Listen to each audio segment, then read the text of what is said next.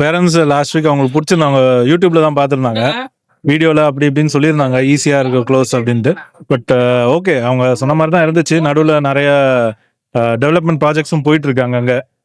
So கூடிய சீக்கிரம் அந்த இடமும் நல்லா வேல்யூ இன்க்ரீஸ் ஆகுன்றது தான் எதிர்பார்ப்பு.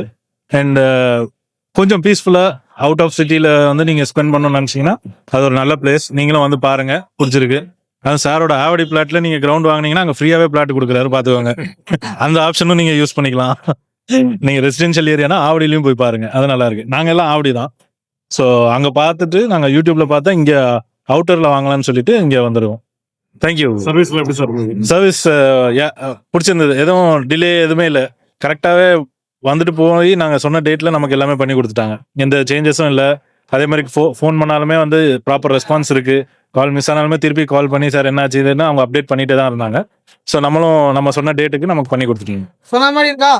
சொன்ன மாதிரியே இருக்கு. ரொம்ப நல்லா இருக்கு.